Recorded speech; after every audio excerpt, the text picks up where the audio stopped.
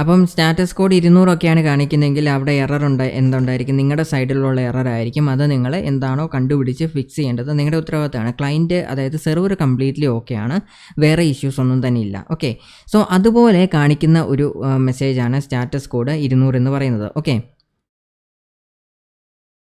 So ഇതുപോലെ status code 200 വന്നിട്ടുണ്ട്. ഇനി നമ്മൾ കൊടുക്കേണ്ട കാര്യം അതായത് ഇവിടെ പ്രസൻറ്റേഷനിൽ നിങ്ങൾക്ക് കാണാനായിട്ട് സാധിക്കും. കണ്ടൻറ്റ് ടൈപ്പാണ് കൊടുക്കേണ്ടത്.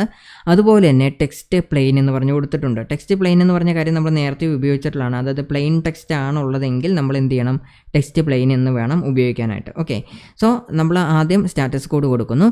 എന്നിട്ട് അടുത്ത കണ്ടൻറ്റ് കാര്യങ്ങളെല്ലാം നമ്മൾ കേർലി ബ്രാക്കറ്റിൻ്റെ അകത്താണ് ഉപയോഗിക്കേണ്ടത്. ഓക്കെ. എന്നിട്ട് നമ്മൾ എന്ത് ടൈപ്പ് ഓഫ് കണ്ടൻറ്റാണ് ഡെലിവറി ചെയ്യാനായിട്ട് പോകുന്നതെന്നുള്ള കാര്യം നമ്മൾ നേരത്തെ തന്നെ പറയുന്നു. ഓക്കെ. സോ ഇവിടെ ഇതുപോലത്തെ കുറച്ച് മെസ്സേജസും കാര്യങ്ങളൊക്കെ കാണിക്കും. ഇതിൻ്റെ അകത്ത് നമ്മൾ കൊടുക്കേണ്ട കാര്യം കണ്ടൻറ്റ് ടൈപ്പ് എന്നുള്ളതാണ്. ഓക്കെ. സോ ഇവിടെ content encoding, content language, content disposition, ഇങ്ങനത്തെ കുറേ കാര്യങ്ങളുണ്ട്. കണ്ടൻറ്റ് ലാംഗ്വേജ് എന്ന് പറഞ്ഞാൽ എന്ത് ലാംഗ്വേജിൽ, ഇപ്പോൾ നിങ്ങളിത് ഇംഗ്ലീഷിലാണെങ്കിൽ നിങ്ങൾ കണ്ടൻറ്റിൻ്റെ ലാംഗ്വേജ് ഒന്നും കൊടുത്തില്ലെങ്കിലും കുഴപ്പമില്ല. പക്ഷേ വേറെ ഏതെങ്കിലും ലാംഗ്വേജിലാണെങ്കിൽ കണ്ടൻറ്റിൻ്റെ ലാംഗ്വേജും കൂടെ കൊടുക്കണം. ബൈ ഡിഫാൾട്ട് ഇംഗ്ലീഷ് യൂസ് ആയിരിക്കും. നിങ്ങളുടെ എല്ലാവരുടെയും ബ്രൗസറിൽ ബൈ ഡിഫാൾട്ട് ഇംഗ്ലീഷ് യൂസ് ആയിരിക്കും ഇരിക്കുന്നത്. ഓക്കെ. പിന്നെ ഗൂഗിളൊക്കെ സെർച്ച് ചെയ്യുമ്പോൾ ചിലപ്പം നിങ്ങൾ ആ ഒരു ലൊക്കേഷൻ ബേസ്ഡ് ആയിട്ട് ലാംഗ്വേജസ് ചേഞ്ച് ആവത്തില്ല. ആ ഒരു ലൊക്കേഷൻ ബേസ്ഡ് ആയിട്ട് ഗൂഗിളിലൊക്കെ ഓട്ടോമാറ്റിക്കായിട്ട് ഇതിലേക്ക് മലയാളമോ ഇല്ലെങ്കിൽ തമിഴോ ഏത് ലാംഗ്വേജാണോ അത് കാണിക്കും. ഓക്കെ. അപ്പം ബൈ ഡിഫാൾട്ട് ലാംഗ്വേജ് എന്ന് പറഞ്ഞാൽ എന്താണ്? ഡിഫാൾട്ട് ലാംഗ്വേജ് എപ്പോഴും ഇംഗ്ലീഷാണ്. അതുകൊണ്ട് ഇംഗ്ലീഷ് ആകുമ്പോൾ നിങ്ങൾ ഇംഗ്ലീഷ് എന്ന് പറഞ്ഞ് ഡിഫൈൻ ചെയ്യേണ്ട ആവശ്യമില്ല. വേറെ ഏതെങ്കിലും ലാംഗ്വേജിലാണ് കൊടുക്കുന്നതെങ്കിൽ കണ്ടൻറ്റ് ലാംഗ്വേജ് കൊടുക്കണം. ഇനി കണ്ടൻറ്റ് എൻകോഡിങ് UTF-8 ആണെങ്കിൽ നിങ്ങൾ കണ്ടൻറ്റ് എൻകോഡിംഗ് ഒന്നും കൊടുക്കേണ്ട ആവശ്യമില്ല. പക്ഷേ വേറെ ഏതെങ്കിലും ഫോർമാറ്റിലാണ് എൻകോഡ് ചെയ്ത് വെച്ചിട്ടുള്ളതെങ്കിൽ ആ ഒരു എൻകോഡിങ് കൊടുക്കണം. ഇനി കണ്ടൻറ്റിൻ്റെ ലെന്ത് നിങ്ങൾക്ക് ആവശ്യമുള്ള ചില സിറ്റുവേഷൻസ് ഉണ്ട്. അങ്ങനത്തെ ഉള്ള സിറ്റുവേഷനിൽ നിങ്ങൾ കണ്ടൻറ്റ് ലെന്തും കൊടുക്കണം. ഓക്കെ. സോ ഇതുപോലെയാണ് ഈ ഒരു സിസ്റ്റം വർക്ക് ചെയ്യുന്നത്. ഓക്കെ. അപ്പം ഇവിടെ കണ്ടൻറ്റ് ടൈപ്പാണ് നമുക്കിപ്പോൾ കൊടുക്കാൻ ആവശ്യമുള്ളത്. ഓക്കെ. Content okay.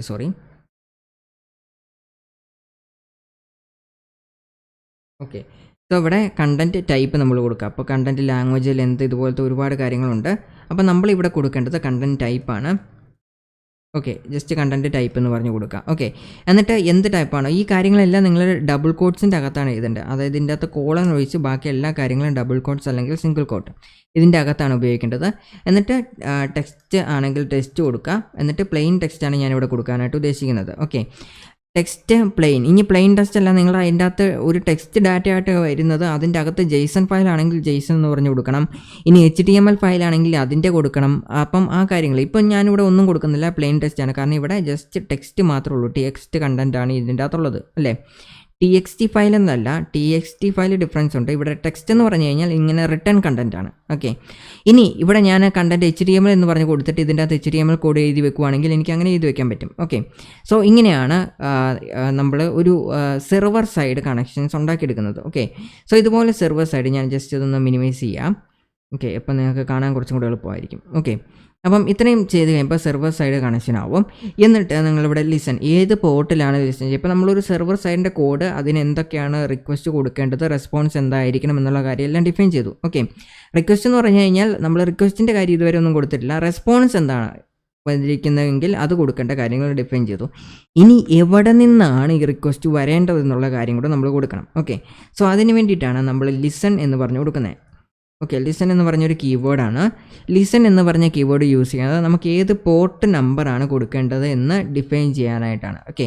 ഇപ്പം ഞാൻ ലിസൺ 3000 എന്ന് പറഞ്ഞു കൊടുക്കുകയാണ്. ഇവിടെ നിങ്ങൾക്ക് ഏത് പോർട്ട് നമ്പർ കൊടുക്കാം. ഓക്കെ. ഏത് പോർട്ട് നമ്പർ വേണമെങ്കിലും കൊടുക്കാം. ഒരു 4 digit numbers. Okay. 4 digit numbers കൊടുക്കുക. എന്നിട്ട് ജസ്റ്റ് സേവ് ചെയ്യുക. ഇതുപോലെ പോർട്ട് നമ്പേഴ്സ്, പോർട്ടിനെ കുറിച്ച് നിങ്ങളൊക്കെ ആൾറെഡി പഠിച്ചിട്ടുള്ളതാണ്. അപ്പം ഇതുപോലെ സേവ് ചെയ്തതിന് ശേഷം റൺ ചെയ്യുക. ഓക്കെ. സോ ഈ ഒരു പ്രോഗ്രാം റൺ ചെയ്ത് കഴിഞ്ഞാൽ എക്സിക്യൂട്ട് അവിടെ കൊണ്ട് സ്റ്റോപ്പ് ആവത്തില്ല. ഇത് റെസ്പോൺസ് വന്നു കഴിഞ്ഞാൽ ഇതുണ്ടോ ഈ കോഡ് ഇങ്ങനെ റൺ ചെയ്തുകൊണ്ടേയിരിക്കും. നിങ്ങളിവിടെ നേരത്തെ വല്ല പ്രോഗ്രാമൊക്കെ നമ്മൾ ചെയ്തിട്ടുള്ളത് എന്ത് ചെയ്യും, ഇവിടെ ഓട്ടോമാറ്റിക്കായിട്ട് അത് സ്റ്റോപ്പ് ആകും. ഓക്കെ. ഈ ഒരു പ്രോഗ്രാം നിങ്ങൾ മാനുവലി ഇവിടെ സ്റ്റോപ്പ് ചെയ്തിട്ടുണ്ടെങ്കിൽ മാത്രമേ സ്റ്റോപ്പ് ആകത്തുള്ളൂ. ഓക്കെ. സോ ഈ ഒരു പോർട്ട് നമ്പർ ഇപ്പോൾ ഞാനിപ്പോൾ ജസ്റ്റ് പോർട്ട് നമ്പർ 3000 തന്നെ ഇരിക്കട്ടെ. എന്നിട്ട് ഞാനിപ്പോൾ ഹലോ വേൾഡ് ഹലോ വേൾഡ് എന്ന് തന്നെയാണ് ഡാറ്റ കൊടുത്തിട്ടുള്ളത്. ഓക്കെ. സോ നമ്മുടെ ലോക്കൽ ഹോസ്റ്റിൽ ഓപ്പൺ ചെയ്യുവാണെങ്കിൽ നമുക്ക് ഈ ഒരു ബ്രൗസറിൽ ലോക്കൽ ഹോസ്റ്റ് എടുക്കുക. ലോക്കൽ ഹോസ്റ്റ് എടുത്തിട്ട് നമ്മൾ എന്ത് ചെയ്യണം, ഇത് ജസ്റ്റ് ഒന്ന് ഓപ്പൺ ചെയ്യാം. ഓക്കെ. ഇവിടെ നിങ്ങൾക്ക് ബ്രൗസറിൽ കാണാം ഹലോ വേൾഡ്. ജസ്റ്റ് റിഫ്രഷ് ചെയ്ത് കഴിഞ്ഞാൽ ആ ഒരു പേജ് വരുന്നതായിട്ട് നിങ്ങൾക്ക് കാണാനായിട്ട് സാധിക്കും അല്ലേ. ഇതുപോലെ ഹലോ വേൾഡ് സക്സസ്ഫുൾ ആയിട്ട് വന്നിട്ടുണ്ട്. അപ്പം ഇതുപോലെ ആയിരിക്കും നിങ്ങൾ ഈ ഡാറ്റ പ്രോസസ്സ് ചെയ്യേണ്ടത്. ഇവിടെ ഹലോ വേൾഡ് എന്ന് പറഞ്ഞ് വന്നിട്ടുണ്ട്. ഓക്കെ, ഇനി ഞാനിത് ഒന്ന് സ്റ്റോപ്പ് ചെയ്തിട്ട് ഞാൻ എന്താണ് ചെയ്യാൻ പോകുന്നത്, ഈ ഒരു പോർട്ട് നമ്പർ മാറ്റി കൊടുക്കാൻ പോവുകയാണ്. ഓക്കെ, പോർട്ട് നമ്പർ എങ്ങനെയാണ് മാറ്റി കൊടുക്കുന്നത്? വിഷ്വൽ സ്റ്റുഡിയോ കോഡ് എടുക്കുക. വിഷ്വൽ സ്റ്റുഡിയോ കോഡിൽ നമ്മൾ പോർട്ട് നമ്പർ വേറൊരു പോർട്ട് നമ്പർ കൊടുക്കാം. ഇപ്പം ഇവിടെ 3000 സെർവ് ചെയ്തുകൊണ്ടിരിക്കുന്നത്. ഓക്കെ, ഇനി ഞാനിപ്പോൾ പോർട്ട് നമ്പർ ഒരു 4000 എന്ന് കൊടുക്കാം. ഓക്കെ, ഇവിടെ നമ്മുടെ വിഷ്വൽ സ്റ്റുഡിയോ കോഡിൻ്റെ ലൈവ് സെർവറിൽ റൺ ചെയ്യുന്ന പോർട്ട് നമ്പർ എത്രയാണ്?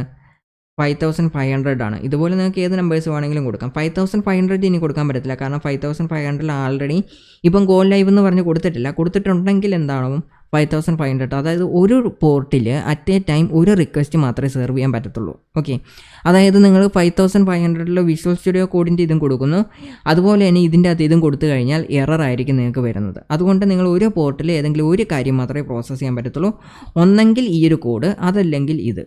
അതുകൊണ്ട് നിങ്ങൾ രണ്ടും ഒരുമിച്ച് കൊടുക്കാൻ പാടില്ല. ഓക്കെ, ജസ്റ്റ് സേവ് ചെയ്യാണ്. 5000 എന്ന് പറഞ്ഞ് സേവ് ചെയ്യുകയാണ്. 5000 സേവ് ചെയ്തതിന് ശേഷം ഞാൻ ജസ്റ്റ് ഒന്ന് സ്റ്റോപ്പ് ചെയ്തിട്ട് നമ്മൾ റൺ ചെയ്യണം. കാരണം ഇവിടെ നമ്മൾ അഡ്വാൻസ്ഡ് കാര്യങ്ങളൊന്നും തന്നെ ഉപയോഗിക്കുന്നില്ല, ജസ്റ്റ് ബേസിക് ആയിട്ടുള്ള റണ്ണിങ് മാത്രമേ ഉപയോഗിക്കുന്നുള്ളൂ. ഓക്കെ, അതുകൊണ്ട് സ്റ്റോപ്പ് ചെയ്യുന്നു, ഒന്നുകൂടെ റൺ ചെയ്യുന്നു. ഓക്കെ, സ്റ്റോപ്പ് ചെയ്യണമെങ്കിൽ ഇവിടെ നിങ്ങൾക്ക് ഒരു സ്റ്റോപ്പ് ഐക്കൺ കാണാനായിട്ട് സാധിക്കും. അതിൽ ക്ലിക്ക് ചെയ്ത് ഞാൻ സ്റ്റോപ്പ് ആകും. ഓക്കെ, സ്റ്റോപ്പ് ചെയ്യുന്നു, ഒന്നുകൂടെ റൺ ചെയ്യുന്നു. റൺ ചെയ്തതിന് ശേഷം ഞാൻ എന്ത് ചെയ്യുന്നു, ഈ ഒരു പോർട്ട് ഒന്നുകൂടെ നമ്മൾ എടുത്ത് നോക്കുന്നു. ഓക്കെ, റീഫ്രഷ് ചെയ്യുവാണ്.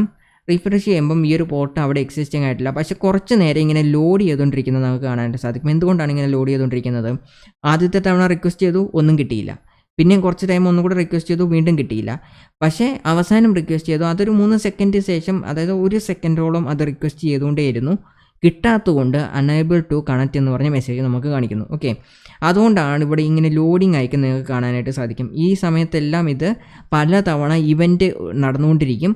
ആ ഒരു ടൈം ഔട്ട് അയക്കുമ്പോൾ അണേബിൾ ടു കണക്റ്റ് എന്ന് പറഞ്ഞ് കാണിക്കുന്നു. ഓക്കെ, ഇനി നമ്മൾ നേരത്തെ കൊടുത്തിട്ടുള്ള പോർട്ട് നമ്പർ മാറ്റി കൊടുക്കുക. ഇപ്പോൾ 3000 അല്ലായിരുന്നു നമ്മൾ കൊടുത്തിരുന്നത്, ഇത് മാറ്റി 5000 എന്ന് പറഞ്ഞു കൊടുക്കുക. ഓക്കെ, 3000 മാറ്റി നമ്മൾ 5000ലേക്ക് കൊടുക്കും.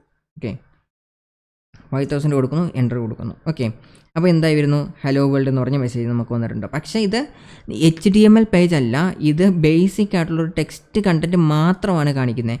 ഒരു HTML പേജും ടെക്സ്റ്റ് കണ്ടൻറ്റും എങ്ങനെയാണെന്ന് മനസ്സിലാക്കാൻ പറ്റുന്നതെന്ന് ഞാൻ ജസ്റ്റ് ഒരു എക്സാമ്പിൾ കാണിച്ചു തരാം. ഇതൊരു HTML പേജ് ആയിരുന്നെങ്കിൽ ബാക്ക്ഗ്രൗണ്ട് മൊത്തം വൈറ്റ് ആയിട്ട് വന്നേനെ. പക്ഷേ ഇത് പ്ലെയിൻ ടെക്സ്റ്റ് കണ്ടൻറ്റാണ് വരുന്നത്, അതുകൊണ്ടാണ് ബാക്ക്ഗ്രൗണ്ട് ബ്ലാക്ക് ആയിട്ട് വരുന്നത്. കണ്ടോ, HTML പേജ് ആണെങ്കിൽ ബൈ ഡിഫോൾട്ട് അതിൻ്റെ ബാക്ക്ഗ്രൗണ്ട് എപ്പോഴും വൈറ്റ് ആയിരിക്കും.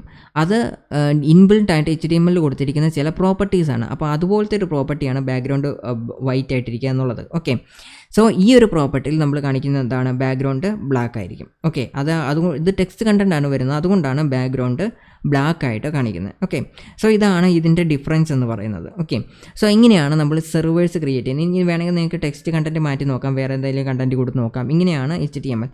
അപ്പം ഇവിടെ റിക്വസ്റ്റ് എന്ന് പറയുന്നത് എന്താണ് നടക്കുന്നത്? റിക്വസ്റ്റ് നമ്മൾ നേരത്തെ റെസ്പോൺസ് മെസ്സേജ് മാത്രമേ ഇവിടെ ഡിഫൈൻ ചെയ്തിട്ടുള്ളൂ, ഇല്ലേ? ഇവിടെ എന്താണ്, റിക്വസ്റ്റ് മെസ്സേജ് ഒന്നും നമ്മൾ കൊടുക്കുന്നില്ല. റിക്വസ്റ്റ് എന്ന് പറഞ്ഞാൽ നമ്മൾ പ്രത്യേകിച്ചൊന്നും, ഒരു റിക്വസ്റ്റ് വന്നു കഴിഞ്ഞാൽ, അതായത് 3000 ഈ 5000 എന്ന് പറഞ്ഞ സെർവർ പോർട്ട് നമ്പറിലേക്ക് എന്തെങ്കിലും ഒരു റിക്വസ്റ്റ് വന്നു കഴിഞ്ഞാൽ സെർവ് ചെയ്യേണ്ട കണ്ടൻറ്റ് എന്നാണ്, ഈ ടെക്സ്റ്റ് കണ്ടൻ്റാണ്. ഓക്കെ, പക്ഷേ റിക്വസ്റ്റ് വന്നു കഴിഞ്ഞാൽ ബ്ലൈൻഡായിട്ട് എന്തൊരു റിക്വസ്റ്റ് ആണെങ്കിലും വന്നിട്ടുള്ളെങ്കിൽ ബ്ലൈൻഡായിട്ട് ഈ സാധനം സെർവ് ചെയ്യാം. അതാണ് ഇവിടെ കൊടുത്തിട്ടുള്ളത്. റിക്വസ്റ്റിന് എന്തെങ്കിലും കണ്ടീഷൻ ഉണ്ടെങ്കിൽ നിങ്ങൾക്ക് ഈ റിക്വസ്റ്റിൻ്റെ ഒരു കണ്ടീഷൻ ഇവിടെ എഴുതാനായിട്ട് സാധിക്കും. ഓക്കെ, സോ കണ്ടീഷൻ ഞാനിപ്പോൾ എഴുതുന്നില്ല, കാരണം ബേസിക് ആയിട്ടുള്ള കാര്യങ്ങൾ മാത്രമേ പഠിക്കുന്നുള്ളൂ. അഡ്വാൻസ്ഡ് ആയിട്ടുള്ള കാര്യങ്ങൾ ഡയറക്റ്റായിട്ട് ജമ്പ് ചെയ്ത് കഴിഞ്ഞാൽ നിങ്ങൾക്ക് കൺഫ്യൂഷൻ ഉണ്ടാകും. ഓക്കെ, സോ അതുകൊണ്ടാണ് ഈ HTTP സെർവർ ഉപയോഗിച്ച് റിക്വസ്റ്റും റെസ്പോൺസും കൊടുക്കുന്ന കാര്യങ്ങൾ നമ്മളിപ്പോൾ ആൾറെഡി പഠിച്ചിട്ടുണ്ട്, അല്ലേ? സോ ഇങ്ങനെയാണ് ബേസിക് ആയിട്ടുള്ള സെർവേഴ്സ് റൺ ചെയ്യുന്നത്. ഓക്കെ, സോ അടുത്ത വീഡിയോയിൽ, ഇപ്പോൾ ഈ ഒരു ലെക്ചേഴ്സ് അത്യാവശ്യം ലെന്തി ആയിട്ടുണ്ട്. അടുത്ത ലെക്ചറിൽ നമ്മൾ പോൾ ഫേസ്, ഇപ്പോൾ നമ്മൾ പോൾ ഫേസിനെ കുറിച്ചൊക്കെ പഠിച്ചിട്ടുണ്ട്. അടുത്ത ലെക്ചേഴ്സിൽ നമ്മൾ കുറേയും കൂടെ അഡ്വാൻസ്ഡ് ആയിട്ടുള്ള ടോപ്പിക്കുകളെ കുറിച്ച് പഠിക്കുന്നതായിരിക്കും. ചെക്ക് ഫേസിനെ കുറിച്ച് പഠിക്കുന്നതായിരിക്കും, അതുപോലെ തന്നെ ക്ലോസ് ഫേസസിനെ കുറിച്ച് പഠിക്കുന്നതായിരിക്കും. Okay, so that's about the section. See you again in coming lectures and thank you for watching.